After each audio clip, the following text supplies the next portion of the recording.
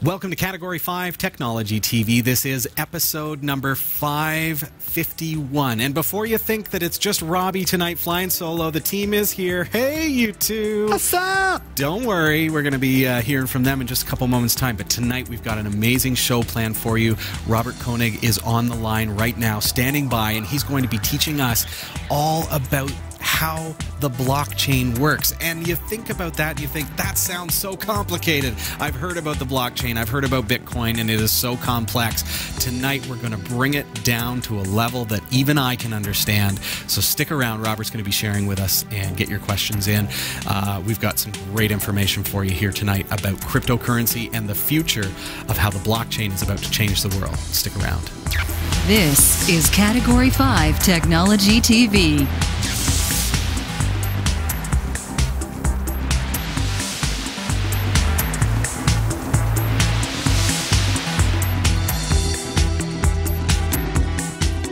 Our live recordings are trusted only to solid-state drives by Kingston Technology. Revive your computer with improved performance and reliability over traditional hard drives with Kingston SSDs. Category 5 TV streams live with Telestream Wirecast and Nimble Streamer. Tune in every week on Roku, Kodi, Plex, and other HLS video players.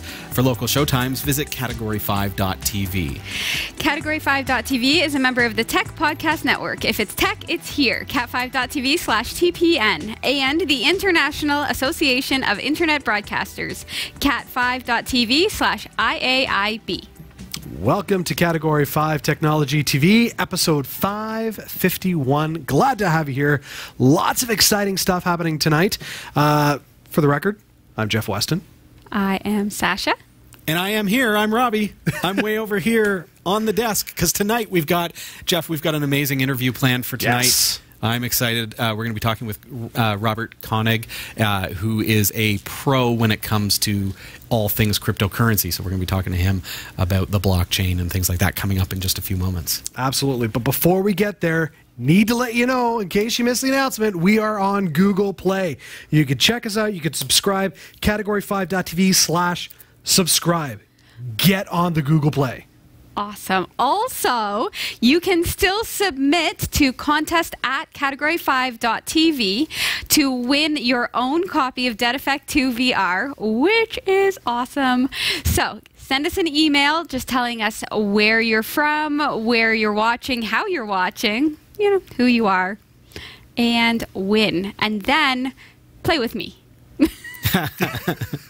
Is there multiplayer in the game? Yes, like, there is. But I only have one friend, and it's Dave. So. Which is not. I know it sounds kind of lame. My husband is my only friend. I'll be your friend, Sasha. Thanks, Jeff.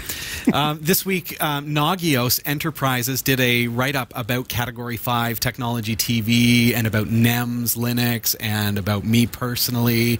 There's pictures there with me and Sasha and Jeff, and definitely check it out. We're so proud to have been featured by Nagios Enterprises.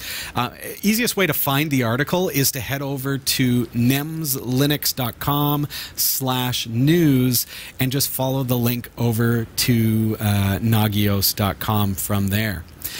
So tonight we want to kind of get into the under the hood of understanding what the blockchain is. It's so mind-bendingly difficult to get our heads around, and I'm right there with you. So tonight we're going to be speaking with Robert Koenig, who is the global monetary expert and founder and CEO for XENTAVO.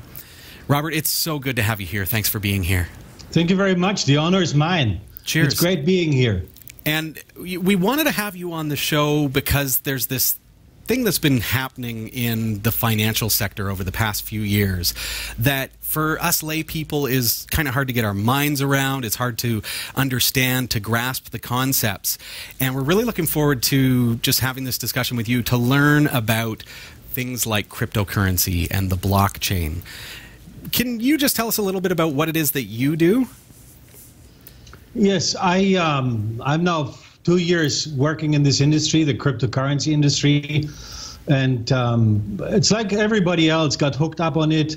through the press. At that time, I don't know if it was Mt. Gox or the big scandal with the drugs that was going through the press, but at least that got me interested in blockchain technology. And since then, I'm totally hooked. Awesome. So it's a great technology. It's something new, and it's future. I mean, it's definitely future. So that's what I'm doing for now over 2 years. I'm a consultant in this business, and I'm coming more from the application side. So I'm not a technical person as such. I know my way around that a little bit, but the strength is clearly on the application side. And that's great, because I think that in the industry there are a lot of very technical individuals, and the folks that are explaining blockchain and explaining how things work to the media are very technically minded, and so the focus seems to be on the technology end in such a way that it's really tough to get our heads around, Robert, to be honest with you. So you speak of the blockchain. Not only you. Yeah. You speak of the blockchain, and right now that's a buzzword. It's something that we're hearing it all the time, but not a lot of us have our heads around what the blockchain actually is. Can you shed some light on that, just knowing that, hey, we don't want that technical explanation. We want to kind of understand from a layperson's perspective what the blockchain represents. Yes. And it's nothing new, basically. What you do is, like, if I would send you, if I've got $10 and I send you $5, then both of us will write it down on a piece of paper, and that way you create a ledger. It's like bookkeeping.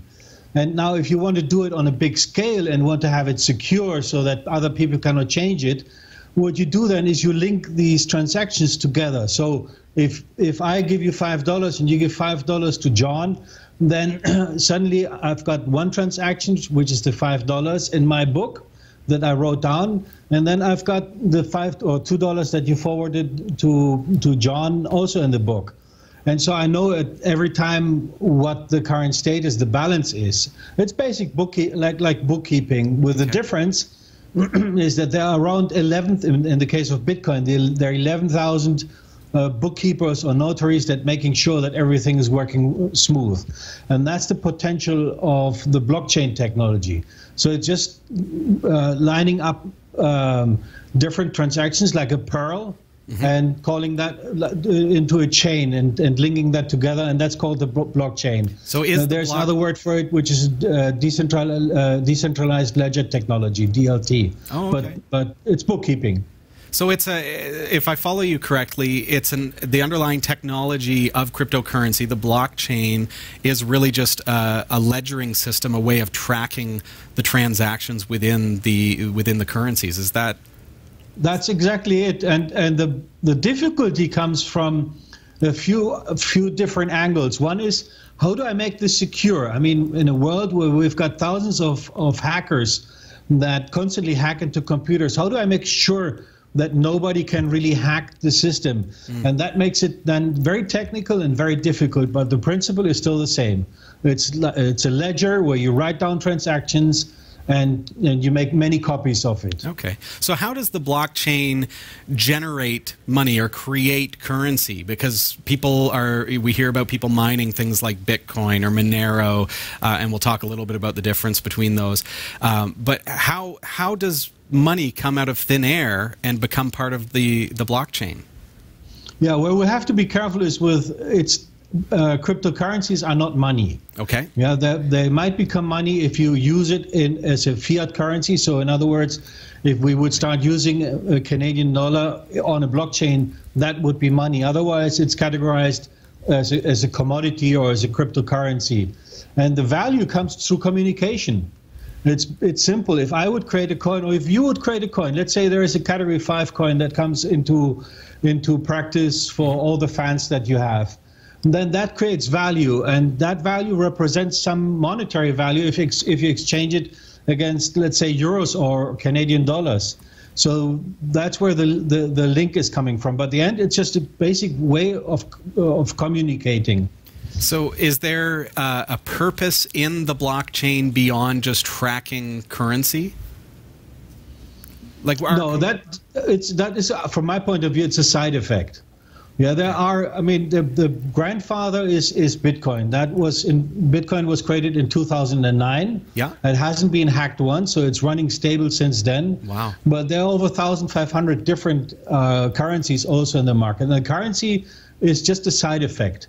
That's where all the hype is also coming from in the press of the volatility and the value against some sort of fiat currency. But the strength of the blockchain is that the big innovation is the trust side, not the currency side. Yeah, I can send you 5 Bitcoins, and you know that if you receive them in your wallet, and we'll come back to that, what a wallet is. But if you receive them, you know that you have them. You have got possession of them, right. And nobody can take that away from you. They are yours until you open the wallet and you transfer the 5 Bitcoin to somebody else. So that is the strength. Can I just back up here for a moment, Robert, and just, there are a lot of people who heard you say you are transferring 5 Bitcoin to my wallet. That was an example. Oh, come on. You can't blame a guy for trying. You can't blame a guy for trying. You mentioned that the blockchain or Bitcoin hasn't been hacked, but we do hear about hack attacks on different cryptocurrency storage platforms and things like that, and we do hear about the theft of cryptocurrency. So is there a big disconnect between those hack attacks and the actual technology? Well, it's the wild west. This cryptocurrency is the wild west. And the problem is not the blockchain as such. The blockchain, whether we're talking Ethereum, Litecoin, or the big ones, they're all safe. Nothing can happen to them because you've got so many miners or people that are responsible for keeping it safe. Yeah, so it would be very expensive to hack those. The problems are all coming from the user interface. Yeah, so when you as a user go onto a website to log in to an exchange to buy Bitcoins with Canadian dollars, that is where the difficulty comes from. It's a new industry. There are not many developers that know this language. So there was one case in October last year where a learning experience pressed the wrong button, and with that wrong button, it killed $150 million. No. So those are the things that is more on the periphery rather than the blockchain. It's the Wild West. Those things will change over time, so they're getting more secure, and people see also where the hackers are going to. So the security, if you, for example, sign up to any of those big exchanges, let's take Coinbase as an example, there are many others, then it is really difficult to open an account because they have got a long procedure to make sure that it's really you and that you cannot be hacked, that the money that you transfer in is serious. All those things, that's something that they learned over a long period of time. And all the exchanges are similar. So there are multiple passwords that you have to enter. There are securities with email and so on. So it's just because the user interface is where the weak side is in cryptocurrency. Okay. It's not the blockchain. The blockchain is running smooth and safe. There is at least of the big ones. As I think about, you mentioned Coinbase and the exchanges, which is basically where I could store my currency and my cryptocurrency and then convert it to other cryptocurrencies or even fiat, US dollars, for example. By placing our cryptocurrency into those sites, into those services, we're kind of, are we not centralizing our cryptocurrency? And I'd like to talk about decentralization and learn a little bit about why that's important. Well, let's go a step back, because you said something that was interesting. Is all cryptocurrencies are the same. You have got a private key and you've got a public key. The public key is like a normal account number. Yeah, if you've got a bank account at the Nova Scotia or HSBC, you've got a bank account number. It's similar to an account number in Bitcoin. But to the possession of a Bitcoin or Ethereum or Litecoin, you only have if you've got this famous private key. And the private key is like the signature that you deposit at the bank. So if you write a check, you have got a signature on that check. that identifies that this check is coming from you. Okay. And in cryptocurrency, that's the private key. Now, one really important rule is that the Bitcoin or Litecoin or any other currency, if you don't have possession of the private key, it's not yours. Yeah, so in the case of many exchanges, Coinbase is one of them, you do not get the private key. So they hold the private key for you. You've got the public key, but the private key they hold. So in theory, the money or the Bitcoin is not yours. And why is that important? There's a huge case called Mt. Gox. It was the #1 exchange a few years ago, and that exchange went bankrupt from one day to another. Wow. And because people had not possession of their private keys, they lost everything. And there has been now a lawsuit of many years on how to get the money back, because they know where the Bitcoins are. They got possession of most of them already, and they're discussing now how to get it back. But that's beside it. The important thing is when you deal with cryptocurrencies, it's the most important thing is be careful that you have got this private key. So what does that mean in regards to Coinbase? Coinbase will not give you the private key. They keep it from themselves. Therefore, you're vulnerable that you don't have possession of your Bitcoin or Litecoin or Ethereum or whatever it is. So there are wallets, so-called wallets, available in the market. Some are based on a computer or on the cell phone, where you have got possession of the private key. There are also hardware wallets that look like USB sticks or little pieces of hardware where you have got your Bitcoin then secured again because you are in possession of the private key. So private key is absolute key. Otherwise, the money is not yours. The currency is not yours. Now, if you want to exchange cryptocurrency for dollars or the other way around, you want to buy cryptocurrency, you have to go through these exchanges, and there are not many because banks don't like cryptocurrency at the moment yet. That will change, I'm pretty sure. The moment they don't like money, and therefore there are not many exchanges that allow you to buy with fiat money cryptocurrency. Coinbase is the #1. They're insured. They're really good in what they're doing. And there you can buy then your Bitcoin with money. Then there are other exchanges that don't offer fiat or currency. So you cannot use your US dollar, Canadian dollar, or euro. You cannot use it there. You can only use cryptocurrency. So it's like an exchange. I exchange you 1 Bitcoin for 10 Litecoins or whatever. Sure. So there are several exchanges of those. These are currently all centralized. So there is a company that you can call when something happened, or at least you get some sort of support. Mm-hmm. The other exchanges, and they will be bigger and bigger over the future, that are decentralized. So it's basically only software handling all the transactions, everything that is happening.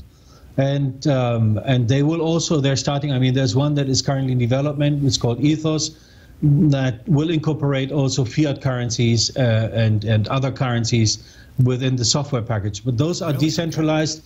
That means that there's nobody really responsible. So you can't call anybody and say, hey, I lost this wire transfer, can you help me?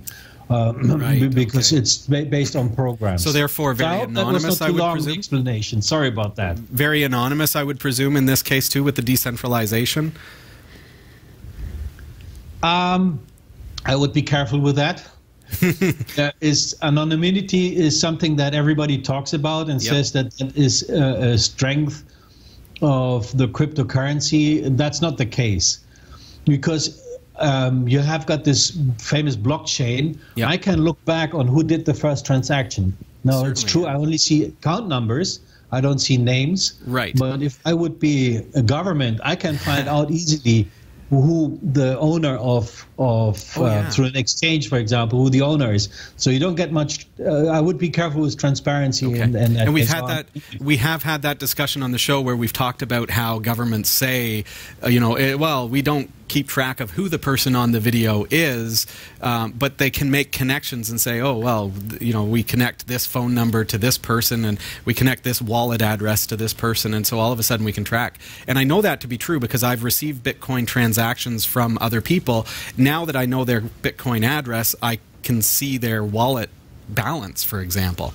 Exactly. So from what you're telling us, Robert, what I gather from your explanations of the blockchain and the way that sites like Coinbase operate, and I find it interesting that you call them exchanges, because I think what is happening here, and correct me if I'm wrong, or maybe expand on the thought, but I think what's happening is that we're seeing almost a transition in the paradigm of banking as far as our minds can comprehend banking.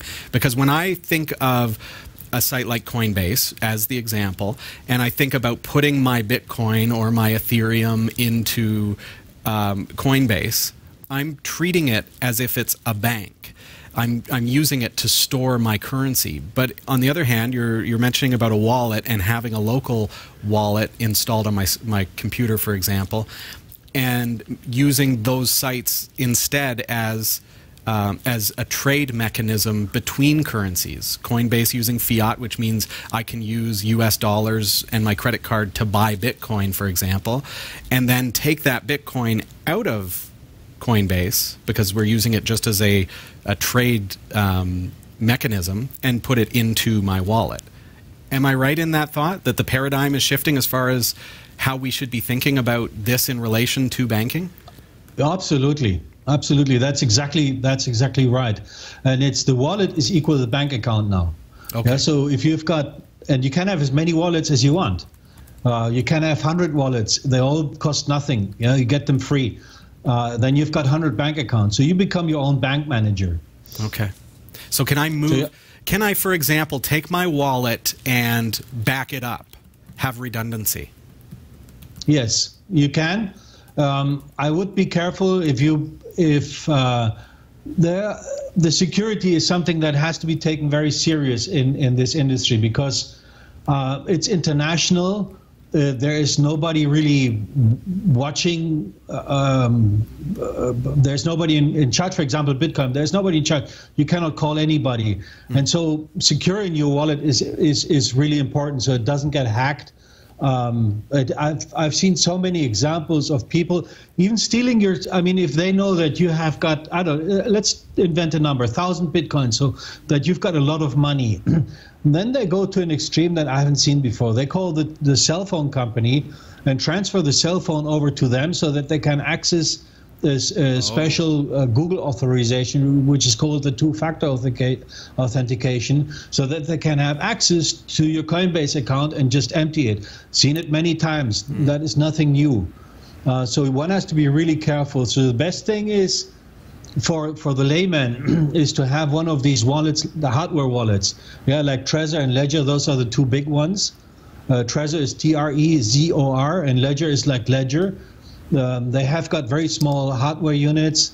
With those, you can store many of the currencies, and they're safe. But nevertheless, you have to remember the passwords. You have to somehow write those down. So security is not an easy subject, and I would be always suggest everybody should be very careful about security. Okay. Yeah. Don't leave, for example, things on the laptop when you know that there's an internet connection. Someone could steal my laptop. Yeah. Sasha, you have, or is it Jeff? Yeah, I have one. So, I mean, just with what you're talking about there, as far as somebody stealing your stuff, what legal protections are provided when it comes to cryptocurrency exchanges? So, Robert, if somebody were to steal our cryptocurrency, is there any kind of legal way that we can combat that? Nope.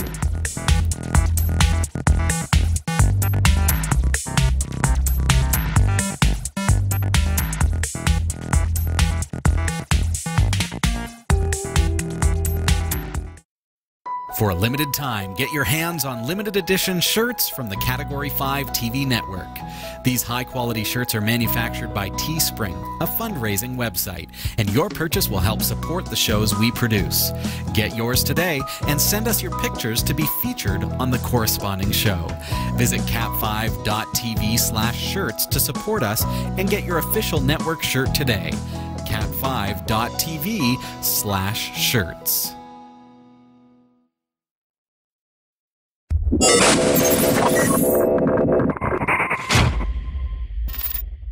If somebody were to steal our cryptocurrency, is there any kind of legal way that we can combat that? Nope, not really. I mean, there might be examples in one or a few cases where that is the case, where you've got a recourse. But that, like this case that I mentioned before, where this apprentice cut off $150 million.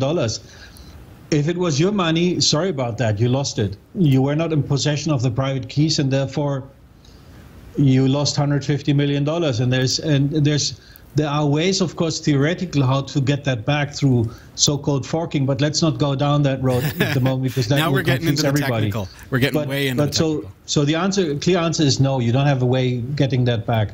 There's no. I mean, it's like everybody says, okay, we'll then forbid trading in Bitcoin. It's not possible. Bitcoin is a protocol, it's software. There is no person behind it. You have got 100 developers. They are really good in what they're doing. They are leading edge developers. You've got the miners that like the notaries that's securing the system, and you've got the users like you and me that are using the system. But that's it. There is no telephone number, no email address. You lost it, you lost it. And and what also happened to me, I mean, all these exchanges, Coinbase, I think, is getting every day 50 to 100,000 additional users. Wow. And so support is really difficult. One day I lost my two-factor authentication. So it's like a separate password that you have on the mobile phone that is changed every minute. That's two-factor authentication. And I lost that key. Yikes. And so I had to go through a process on the Coinbase website. And that took me at least 2-3 days to get through that, because it was telling me all the time, that's not you, you need to send a different picture, because it's all fully automized. Yeah, another exchange, it took me about 3-4 weeks before I got an answer of a transaction that went wrong. So you're pretty much on your own in that sense. Yeah, so we need to have a wallet set up offline that is our own, that we can keep safe, or maybe print the private key and then have it in a safe location. Jeff? And with that, the Foo just asked a question in the chat room. Is there a best practices document that people can follow? Like you've just said, keeping it offline. I mean, if you're going to have your private keys, you don't want to store them on a computer that could get stolen, or put them on a cloud-based system that could get hacked. So what are some of those best practices you can follow, and is there a document that you can are there resources, Robert, that would help us to follow good practices when it comes to keeping our cryptocurrency safe? Yes, there is, although it can get a little complicated if you go to one of those currencies that nobody has heard of. Yeah, so there are 1,500, and the big wallets, they don't carry all those 1,500. They carry around 100 or so. So the best practice, number one, is keep your private key. If you don't have a private key, you don't have anything. The second one is there are some software wallets that you can choose, like Exodus. That's EXODUS, and I think it's .io, but I'm not quite sure. They're very good. They are desktop-based and Mac-based. And then you've got those hardware wallets like Ethereum, Ledger and Trezor. There might be one or two that are based on the cell phone, which I don't know, because I don't use the cell phone for these purposes. Yep. That's what I would go for. I mean, there are different opinions out there of what means secure. And if you hear of those Bitcoin maximalists, so those are the ones that believe Bitcoin invented the hot water and that it will change the world for better. So those people, they are the opinion that you need to put the Bitcoin on the node, which is like the database of the ledger. I don't think that that's the case unless you have got really substantial amount of money. So when you start under $10,000, a wallet like Exodus, Ledger, or Trezor, they're absolutely fine. I would not go further. What I would take care of, if you do it online with the Exodus wallet, that you have got definitely some antivirus software also installed.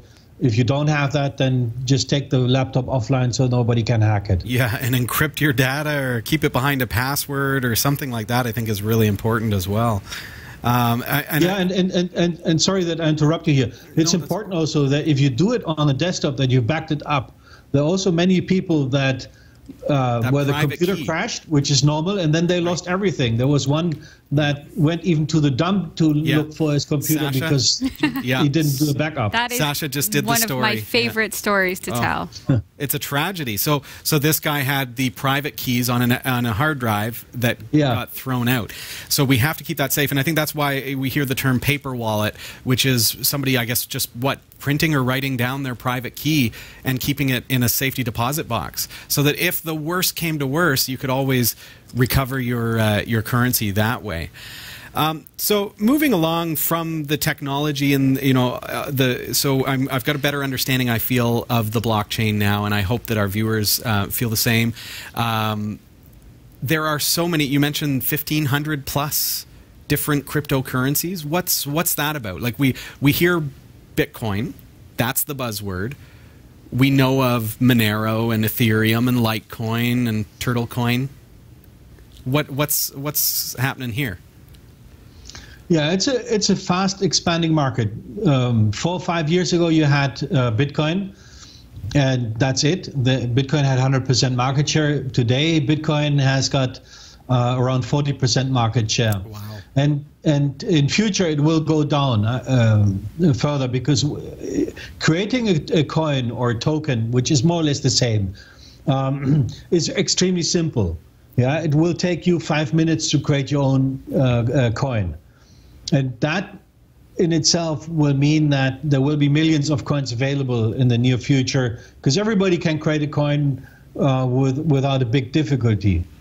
Yeah, so the vast majority of those coins were coming through just people, geeks or so, inventing something and saying, oh, this we'll put on the blockchain now. We'll create a blockchain for this application, not really thinking it through. Because I beg to differ, because some have really got it down. Some are really doing a great job with altcoins.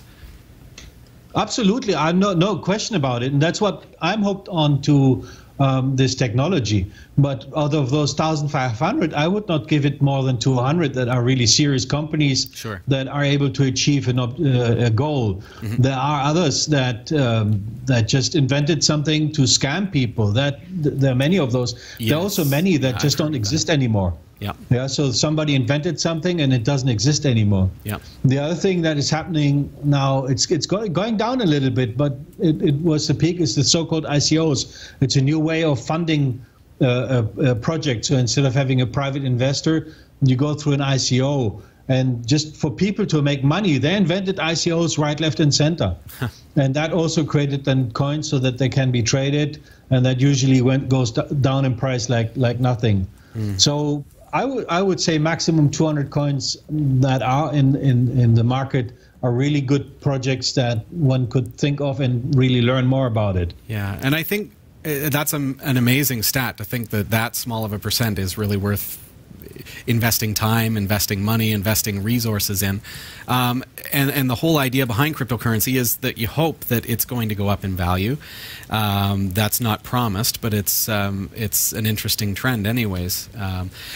What do you see, just kind of looking forward to the future here, Robert, will we ever see cryptocurrency? You know, there's a lot of theories out there that, as you say, Bitcoin's going to take over, and there are these who believe in that.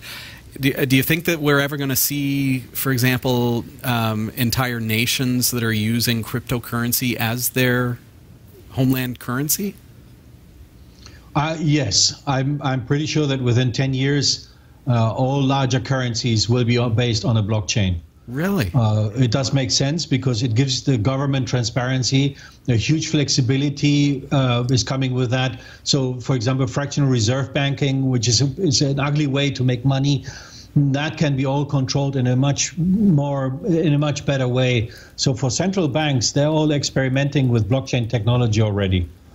So that will come. Wow. And that's one project also that I've invested in. But I know that Sweden is, for example, currently selecting this. Russia is doing that. So within 10 years, we'll have every currency on a blockchain. I'm pretty sure about that. That's unreal.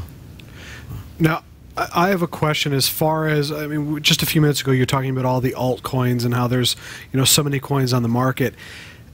I don't know if this delves into your area of expertise, but if somebody wants to get into mining a cryptocurrency and all that, how do they know what's a legitimate coin and what is a fake coin that's just somebody starting it up for the sake of starting it up to see if they could do it? Like, how, you know, if you're going to invest in it, how do you know where to put your resources? That is an awesome question, because if you don't follow the basic guidelines, you will get burned. Yeah, I've lost a lot of money doing that. And why? Because there are people, there are pump and dump clubs out there, for example. So there's people that are pumping a coin, it goes up in price, and next day it falls down again. If you're not part of that club and you suddenly see a coin going up in value, you might think, oh, this is a coin that has got a great future. You invest in it, you lose money. So the most important thing is, if you're a beginner, if you're an absolute beginner, stay with the top 10 coins. There you're pretty safe. The volume is big, so you can trade them. There's liquidity, in other words, and there's enough infrastructure like wallets and so on. Now, everybody will get into this, especially if the prices will go up again, which everybody is saying that that's the case. We'll jump on this wagon of, oh, to the moon, or I want to have a Lambo or so. You've heard that. And that's where you get burnt if you're not careful. So if you want to invest in a coin, make sure that is a coin that is being traded to a specific volume so that there's liquidity. What do I mean by that? There are some coins where there's only one transaction per day. Yeah, so if you want to sell or you want to buy, you have to wait a long time until you can fulfill your orders. That's not good. Yeah, so that price will have a huge volatility regardless whether you like it or you don't like it. Then there are others where you should go onto the website, and the websites are visible to all the coins, and just check, are there any developers? Is there somebody doing work? How is their marketing concept? How is the concept as such? So if you don't start believing in this coin, I would not invest in it. It's like in a company. Yeah, it's if somebody comes and says, hey, I've got a great hot dog idea, then you of course want to learn more, because there are thousands of hot dog ideas. So you learn more about it, what type of sausage are they using, the bun, all those things. And if you like the people, if you like the management, if you see that everything really works, that's what I would buy. Yeah, and don't make the mistake. There are, I don't know, at least 30 YouTube bloggers and that are talking about coins every single day. And they're saying, yeah, you have to go into this coin now because this coin will go to the moon. If you do that, I'm pretty sure you will lose your money. Because these people, everybody cooks with water. Nobody knows how the future is going to look like. Nobody knows how the price is going to be tomorrow. And there's a lot of volatility in there. There's a lot of scams in there. One of them, the biggest one recently, was BitConnect, which was a pyramid scheme, completely illegal in many countries, but it existed because nobody knew where the head office of that company was. A lot of people lost a lot of money. Some people made a lot of money. So be very careful where you invest your money. Yeah. So as a beginner, I would go for the big 10 coins and just stay there. Learn more about the technology. Learn what Bitcoin means. Get hooked on this here. I promise you that within a week you will love. If you're a little bit technology minded, within a week you'll love all this here. It's really simple. The surface is simple. It can go very complicated, but the surface is very simple. There's a lot of information on the internet, and you learn every step a little bit more. Wow, a lot to take in tonight, Robert. My perspective is different as a miner as opposed to an investor. Yes. So when you talk about watching kind of the trends and everything else, like I'm mining what's easy to mine. So, I mean, we're talking coins that are 18 Satoshi and less. And so there's nowhere to go but up. And my risk is absolutely zero. So, you know, from a financial perspective, there's no risk there. But understanding, you know, what we can look for as, you know, if we were going to invest, that's excellent as well. So. Well, risk zero is, I hear what you're saying, and I mean, you will not get rich by mining, but there's a risk because you have to keep the computer switched on 24 hours a day, so you're consuming electricity. Computers don't last forever, so the computer will break down after a period of time. That means you have the risk of buying a new computer, and you hope that, including the money of the electricity, you made enough money with the mining. There are specialist mining equipments, but that's even worse. Yeah, so it all comes down on the quantity and also the electricity that the mining costs. So if the electricity costs in your area are above 10 cents, then it is already a borderline of being profitable. And the technology moves so fast that it is difficult to keep up with the hardware technology. Yeah, but it can be fun. It can be a lot of fun, can it? I absolutely. I recommend it, just to learn how this thing works. Download a node. Yeah, and take a Bitcoin. Don't do Ethereum, because Ethereum is a little bit. It's not working correctly. But if you take the Bitcoin node, you need, of course, a big hard drive, and you run. And you just learn that. So it's fun, and just can start mining. Yeah, build your own mining rig, but you need to know about IT to do so. It's not that simple. Yeah, yeah. But it's fun. Where can people, as we wrap up our discussion today, Robert, where can people get more information about the technology? Where I mean, we can get into Google, and there are a million different results for finding out more information about the blockchain. Where should we go? Yeah, there's one magazine that's called Cointelegraph. So if you Google cointelegraph.com and then Bitcoin for Beginners, they have got a good section of what this technology is about. I would definitely go onto YouTube and search for Blockchain 101 or Bitcoin for Beginners, and just watch as many YouTube videos as you want and as you can. There will be some explanations where even I don't understand a word of what they're saying. Just switch that off and search the next one. So I would do a lot of YouTube videos, and I would definitely go and open an account on Coinbase or any of these other exchanges that exist, just to learn it. Get started. I mean, Bitcoin, the nice thing, I mean, with US or Canadian dollar, you've got 10 cents or 1 cent is the smallest unit. In Bitcoin, it goes several digits behind the comma. So you can, with 2 or 3 Canadian dollars, you can buy a portion of a Bitcoin. Right. And with that, you start learning and see what this industry is about. Yeah, we didn't go into any examples of what outside of the currency market is possible, but that's where the big music will play in future. Yeah, so just to give 2 examples. One is with banks. You touched on that before. At the moment, or no, let's say 20 years ago, if you went to your branch manager at your local bank and you asked for a loan, that branch manager could take the decision whether they would give you the loan or not. Today, they just fill out a form. Right. They send that form to head office or some central place. They take the decision. That in future will all be automated through a blockchain. Yeah, so people need to be aware of that. Interesting. That all this decision making is linked to a blockchain. It's called smart contracts. That's what Ethereum is about. Neo, EOS, and so on. They incorporate this intelligence attached to the chain. What does that mean?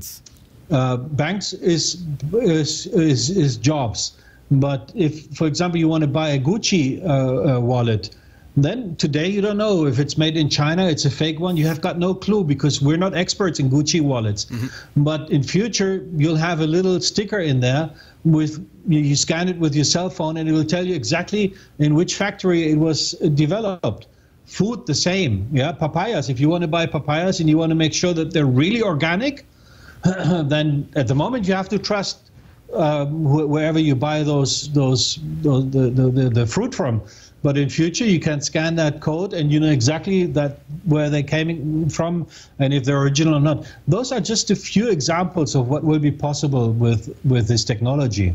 Wow. Yeah, so we're basically back to where the internet was 20 years ago, where the only thing you knew is HTML and it looked horrible, and then suddenly Amazon came up with offering books, and you tried after a few months to a book and it was delivered and you were happy, and now we do everything through the internet. And blockchain is a similar one, because you remove completely the trust layer. I don't have to trust you anymore. I know that I have got this thing in my hand, it's proof, and therefore it's mine. I've got the private key, that's it. So all these things, that's what will come, and that's why this is so exciting. It is a lot to get our heads around. I know I'm feeling it for my viewers tonight, but I'm understanding how we're able to now use the blockchain to authenticate goods through cryptography, because we're talking extremely secure cryptography that cannot be replicated or emulated or faked. And that's exciting. Robert, I appreciate your time very, very much tonight. Thank you for joining us. And how can we find you? How can we give a shout out to you? The easiest way to get hold of me is through the company that I currently have, which is XENTAVO. It's XENTAVO. So it's like the Spanish cent. Yeah, the Spanish cent is XENTAVO with a C at the beginning. Our word starts with an X. So it's XENTAVO.com. And then you just send an email, and I'll be reachable. So if anybody of your audience has got any questions, because I know we went through a lot tonight, and I'm sorry about that, but I think those were important things. So if somebody wants to have a little bit more information, just send me an email. I'm happy to answer those. What you've done tonight, Robert, is you've taken a lot of complicated concepts, compressed them into a 40-minute interview here, and said, this can make sense. We may have to watch it back a couple times, but we may be able to get our heads around some of these technologies. And for that, I appreciate it very, very much. Thank you for joining us tonight. It's an honor, and thank you for having me. It was a real pleasure. Thank you. Thanks, Robert. Have a good night. Good night. This is Category 5 Technology TV, and we're going to jump right over to the newsroom. Sasha is standing by with our news stories, and I heard some information there about that blockchain that I think is going to touch on some of our stories tonight as well. Sasha, over to you. Here are the stories we're covering this week in the Category 5.tv newsroom. IBM just unveiled the world's smallest computer. The mind-reading alter ego headset interacts with Alexa telepathically. The Linux beep command can be exploited. Apple plans to replace Intel chips and will use its own custom Mac chips beginning in 2020. These stories are coming right up. Don't go anywhere. Jeff Weston. Yeah, man. You're building a brand new, beautiful website. What? Aren't you? No. Am I? Oh, you're a terrible actor. What? This is where acting comes into play. Oh, I didn't know we were acting. You're supposed to act. Okay, fair enough. All right. Yeah, I'm building a really cool website. Are you building a really cool website? Just because Jeff is confused doesn't mean you have to be. Visit cat5.tv/dreamhost to sign up for unlimited web hosting for your website with unlimited email accounts, MySQL databases, the latest version of PHP, WordPress, and more, and even a free domain name registration. It's less than $6 per month, so sign up today. cat5.tv/dreamhost. This is the Category 5.tv newsroom, covering the week's top tech stories with a slight Linux bias. I'm Sasha Rickman, and here are the top stories we're following this week. If you thought the Raspberry Pi was a small computer, this will blow your mind. IBM just unveiled the world's smallest computer, and it measures just 1 millimeter by 1 millimeter. IBM hopes to pioneer the technologies that could change our lives in the next 5 years. Therefore, IBM is now building the world's smallest computer. Details are still sparse, but there's enough info to get excited about. The computer is 1 millimeter by 1 millimeter in size, smaller than a grain of rock salt, and apparently costs less than 10 cents to manufacture. Let's put that into context. Be honest, you thought it was tiny when you saw this picture, but what you need to realize is that this picture is actually of a chip that holds 64 motherboards. On each of those motherboards, there are 2 of these tiny computers from IBM. Yes, pictured here are 128 of the computers. Oh!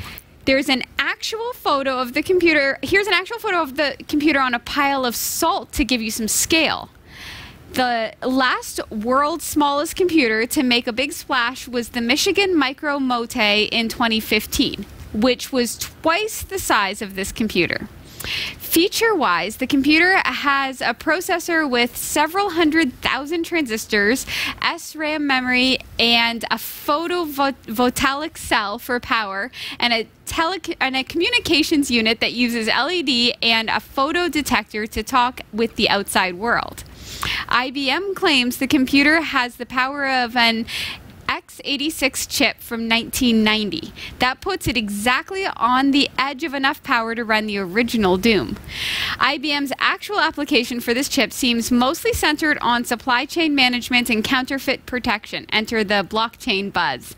The chip is just one of many crypto anchors that IBM is developing for this purpose.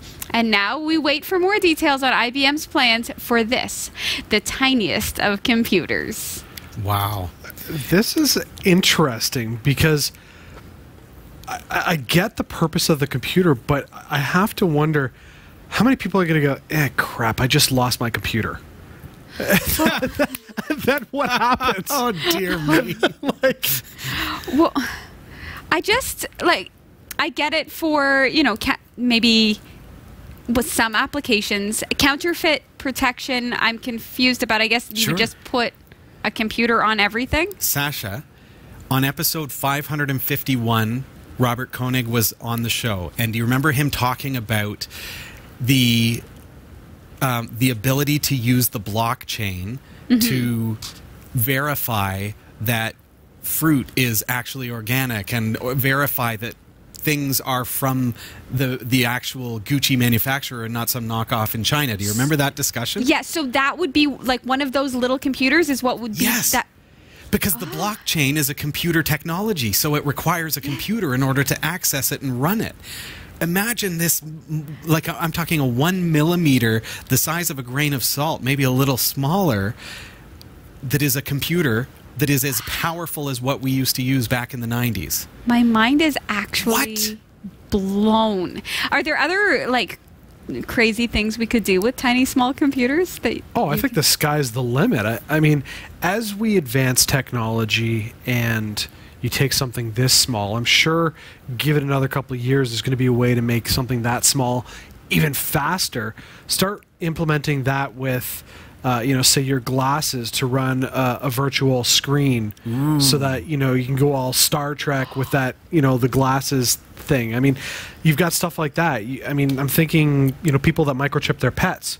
How amazing would this be that, you stick the thing in the dog's nose so that from now on, Fido, when he comes to your house and sniffs the door, it picks up this computer chip, scans and goes, oh, it's Fido, opens the doggy door so your house can stay secure instead of this open flap that anybody can get in.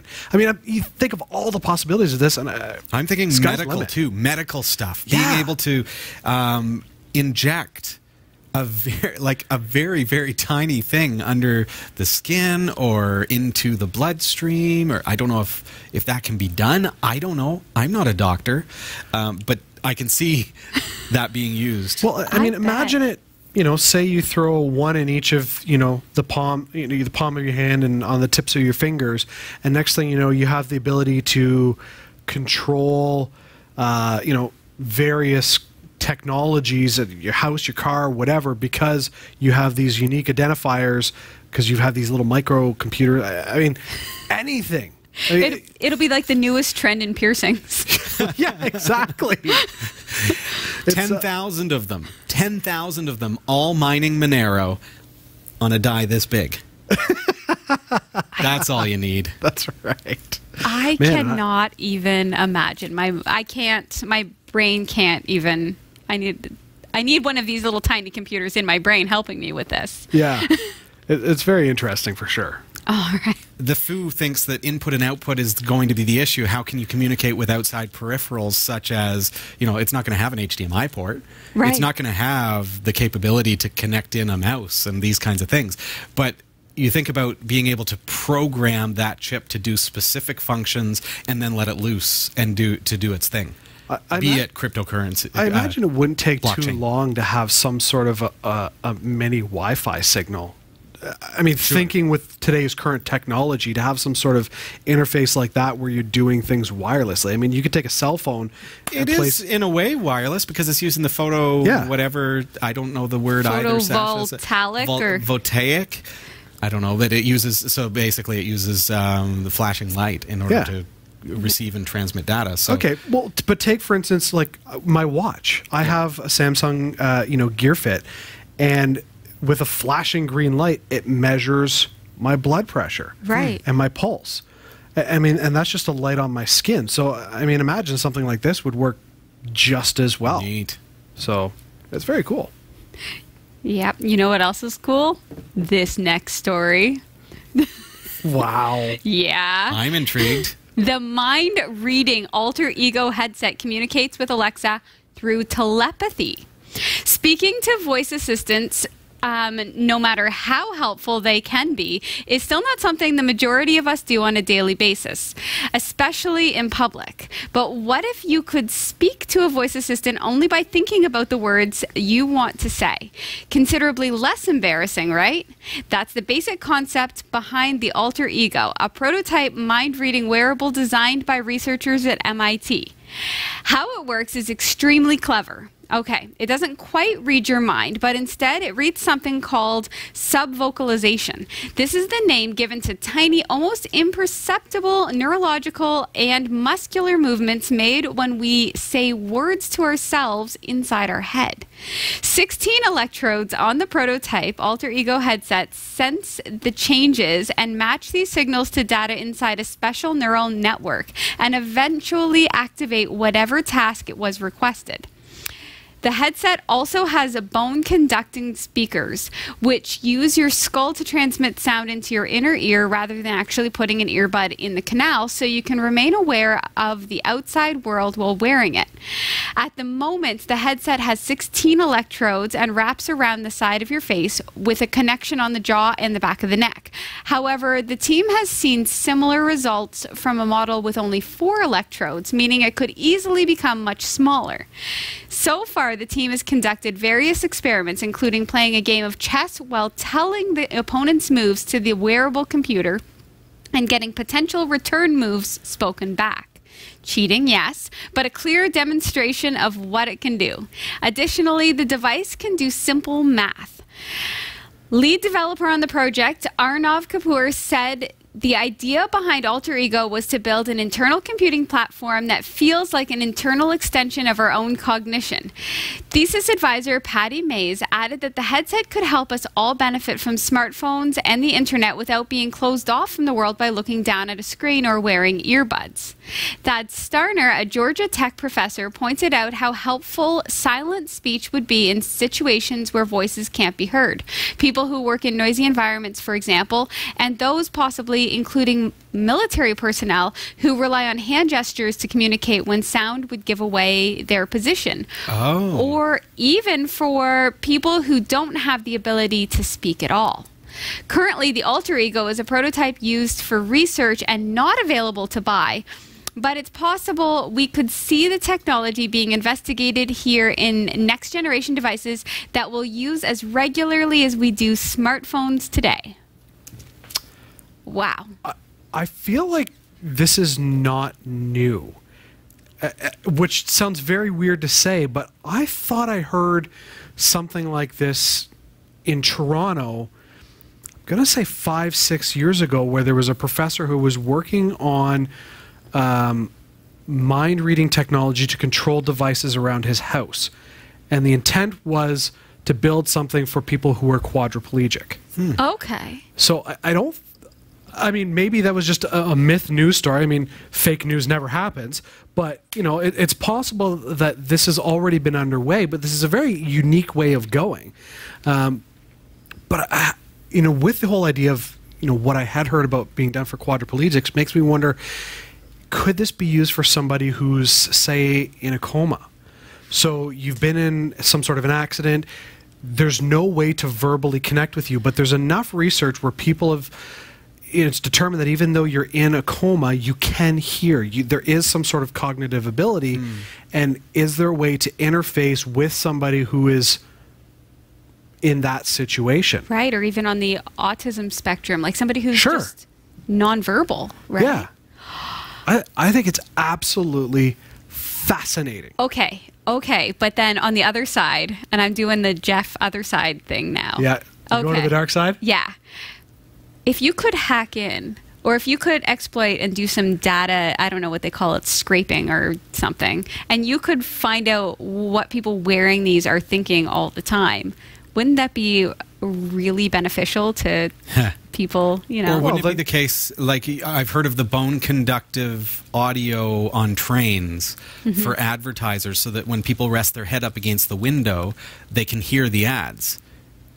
Even though there's no sound. Right. But it uses the bone conduction technology that this uses to... So what if they then translated this technology into when you put your head up against the window, it can hear your thoughts?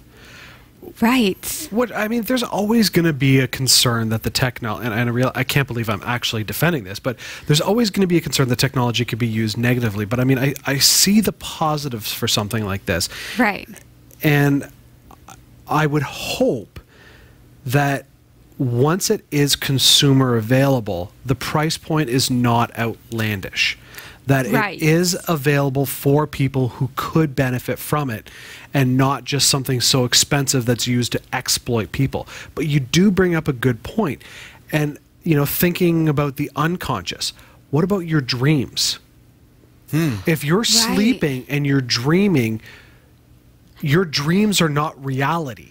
But is there the possibility that this would interface with the device to suddenly impact your outside world because of dreams? And I think of, what's that show, Black Mirror? Yes. Where they record your thoughts and stuff. Could this be going down that road? Okay. This hilariously reminds me of a news story we did a week ago or so, where I can't remember, it was probably Microsoft banning you for offensive language. Oh, right, yeah. Right? Offensive thought. What about if you have offensive thoughts? Like, how big does your filter have to be? Well, then we'll just be in George Orwell's 1984. And here's my final thought. How would this change the world?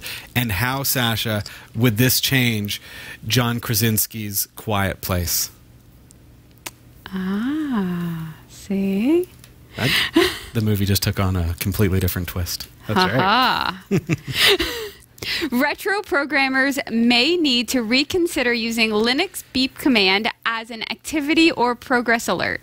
One of the silliest bugs on record emerged late last week when Debian project leader Chris Lamb took to the distro security to post an advisory that the little utility had a local privilege escalating vulnerability.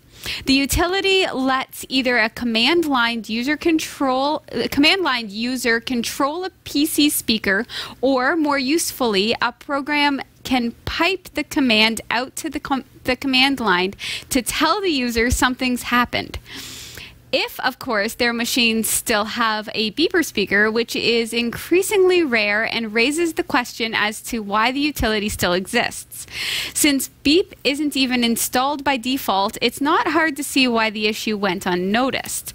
German security researcher and journalist Hanno Box alerted the OSSSec list to further issues on Sunday.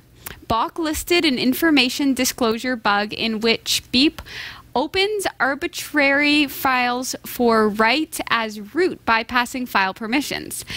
Debian's Rhonda Devine wrote that this reveals the existence of files normally hidden from the user, and said, if a file has side effects when opened, beep allows the calling user to trigger those side effects even if they are not authorized to do so.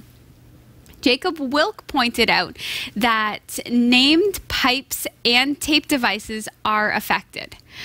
Box notes also linked to an integer overflow and a bug in the patch that's supposed to fix the original issue. As a result, Bach wrote, beep should probably be discarded. It needs a proper code review, and there isn't much point to the effort for a tool talking to the PC speaker, which doesn't exist in most modern systems anyway. That is brutal. Why? How can beep have such a serious exploit as that? Well, maybe because nobody uses it, and so... I just can't fathom how a code that makes your computer speaker beep gives root level access to file systems. That's a fail. That's a big fail. It's not often we have a news story where I kind of just go, what? Like, this is one of those ones. Jeff, I'm the other side of that. where I'm flabbergasted. This is software that allows your computer speaker to go beep. But that beep. Is it essential for anybody to still have this? Does anybody use this in a way that they can't just dispose of it?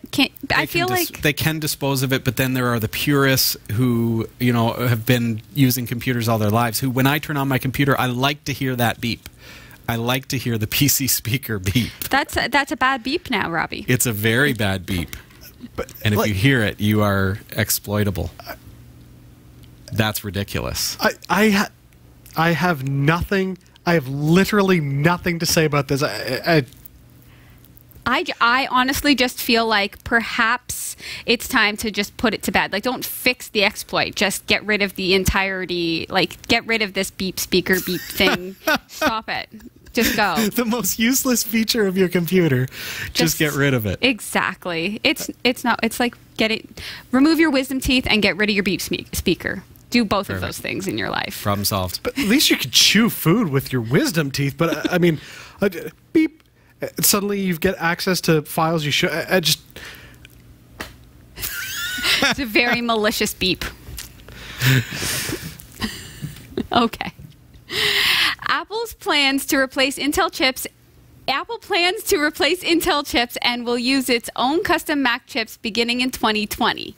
The new plan is part of an innovative named Kalamata, which is expected to help all Apple devices, including Macs, iPhones, and iPads, work more seamlessly together. The Kalamata initiative will allow Apple's design and engineering teams to have a much greater control over the power and features they wish to implement. Apple already designs its own ARM-based chips that it uses in iPhones, iPads, watches, and Apple TV devices. Moving away from Intel chips will allow Apple to freely release new Mac models without having to wait on new Intel chips. The company will also be able to produce new systems without having to depend on when Intel would be able to put new chips into production. The Mac chip plans are said to be in the early stages of development, and the transition to Apple chips in the hardware is likely to begin with laptops such as the 12-inch MacBooks as early as 2020. So, is Apple just going to take Intel down? Is that what happens? Or, No, not going to happen. Okay. Absolutely not. But is Intel going to suffer from? I'm so confused. Like, if No. Okay, so Intel won't suffer if Apple withdraws. No. Then just let them. Intel is a phenomenal company, incredibly stable. Is this going to have an impact on their stocks? Probably, but it's not going to destroy the company. But the thing that Apple is known for making their own hardware. They do everything in-house. I mean, I have a friend who works for Apple. He patented a new heat cooling fan. Like, he had this team of 4 of them, and they came up with a new way of making it smaller, and but that's what Apple does. They go, I don't want anybody else's stuff. I want my own stuff. I want you to not be able to use anybody's stuff for my stuff. They put these walls around their sandbox, and nobody can play with their sand unless Apple decides to let you in to play with their sand. And that doesn't happen. This is just another Appleism. This is what Apple does. So I'm not surprised by it. I think it's going to drive the prices up. Marshman reminds us in the chat room that it means Apple going 100% proprietary. Absolutely. It creates a whole level of brand continuity that nobody's going to be able to impede upon. Because if Apple, by 2020 is completely standalone, they do it all themselves. By keeping everything contained within that sandbox, they are protected from any other company that goes poof. Right. And if Intel ever went poof, then Apple would be in trouble. But now, because they're doing the standalone, they're going to be protected in that sense. But at the same time, it also means if there's ever an issue with Apple, they could go poof. Right. Because it's solely on them. They can't blame anybody. Well, exactly. Right? They can't be like, oh, we bought bad batteries. Right. But I think this is going to drive the price point up. I mean, as it is right now, people are mortgaging their children in order to buy a new iPhone. People are so brand loyal. If you are into the whole eye thing, you love this story. Yeah, I am not personally. Yeah, I won't. Way to go, Apple. Big thanks to Peter Carvey, Roy W. Nash, and our community of viewers for submitting stories to us this week. Thanks for watching the Category5.tv newsroom. Don't forget to like and subscribe for all your tech news with a slight Linux bias. And for more free content, be sure to check out our website. From the Category5.tv newsroom, I'm Sasha Rickman.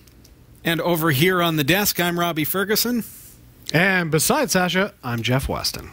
Thank you so much for being here with us again this week. Looking forward to next week's show when we're going to actually be firing up, yet again, another Raspberry Pi 3 exclusive feature where we're comparing the different models. But we're going to do something a little bit different because we're going to be looking at N64 emulation. Jeff? Ooh. Oh, what do you think of that? I think it's exciting. Unfortunately, I'm not going to be here next week. I know. Work has me not. I'll be here. So right. I'm really bummed I'm going to miss it. Sasha and I are doing some gaming, N64 style. Speaking of retro. Thanks for being here, everybody. We'll see you again next week. Take care. Bye.